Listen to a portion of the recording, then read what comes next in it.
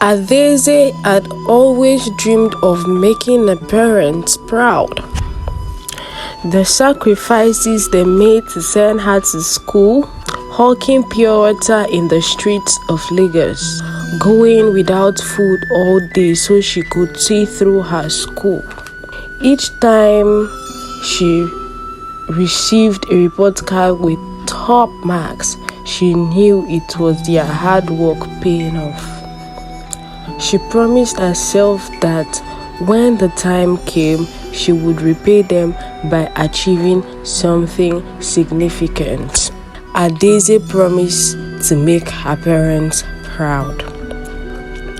She was just finishing her final year at university when the government posted her to a small, quiet town for her National Youth Service. It wasn't there where she had hoped to go, but it was an opportunity. One more chapter in her quest to make her parents proud. The first few months were full of confidence and positivity.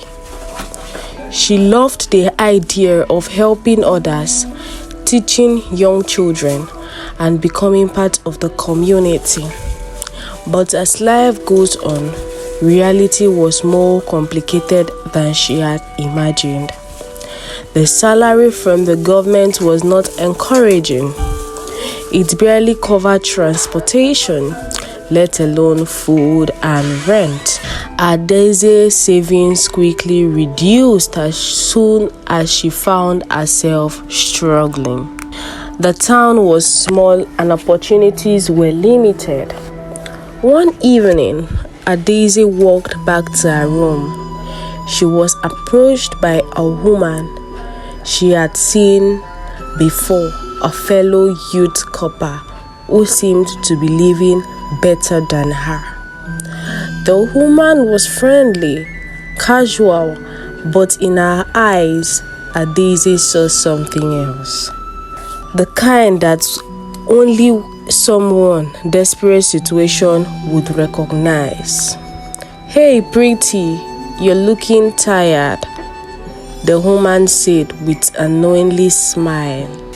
Adaeze replied, "Yes, it has been really hard. This place isn't exactly what I imagined." The woman responded in a very friendly manner. "Listen, I know a way you can make some quick cash. Easy work, no stress." At first, Adaeze thought it felt wrong, dirty, like it was something she could never do. But the thought of her parents struggling to put food on the table back while she worked endless shifts with no money made her worried. "Think about it," the woman continued. "A few weeks of doing this and you will have enough to last you for the rest of your service year. You could even save some for after." The temptation was almost too strong to ignore. Adaeze went home that night. Restless, the promise of easy money clung to her thoughts like a shadow. Days passed and she tried to focus on her work, on the children she's supposed to be teaching. But each time she saw the woman, her mind returned to the thoughts of making her parents proud without struggling. Finally, after much overthinking, Adaeze gave in. She told herself it was a temporary situation, just until she could get on her feet again. But she didn't realize how deeply that decision would change her. In a few months, she was caught in a mess she couldn't escape from. Yes, the money was good, but it came with dangers she hadn't imagined. There were men who didn't care about her future, only their own fleeting desires. And somewhere, in order to survive, she forgot to protect herself. One day, she began feeling sick. At first, it was just fatigue. Then came the aches. Then the fever. Finally, she could barely get out of bed. She went to the local clinic thinking it was just a flu or something. The test results came back a few days later, and the doctor's face told her everything. Before he even spoke, she was HIV positive. Ngozi felt the ground slip beneath her. It was like the world around her collapsed. The future she dreamed of, the one where she would return home and make her parents proud, was now an impossible fantasy. She had traded her dignity for survival, and now she would pay the price. The guilt tore at her every day. How would she face her parents? How could she explain the choices she made? Choices that would haunt her forever. The once hopeful young woman now walked through the world as a shadow of her former self. The woman who introduced her to the world of easy money disappeared just as quickly as she had come. No advice, no apology, just gone. Like so many others in town that thrived on the brokenness of young girls like Adaeze.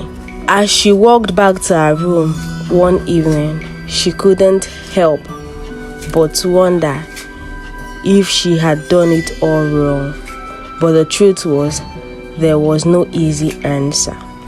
In that moment, the weight of everything, the choices, the consequences, the fear of what was to come felt almost unbearable. But there was one thing Adaeze knew for sure. She had to find a way to live with her mistakes, to survive, not just physically, but emotionally and mentally. And maybe, just maybe, there would be a way to make peace with her past. But for now, all she could do was carry on, hoping that one day she would find a way to rebuild what was lost, and perhaps in time forgive herself. A parent would never know. They would never understand the depth of sacrifice she had made to survive. But for Adaeze, the real battle was just beginning. That's the end of my story. I hope you will never choose to be like Adaeze. Thanks for listening. This is what the price of survival really costs most of us if we go through the wrong path. May God bless us all.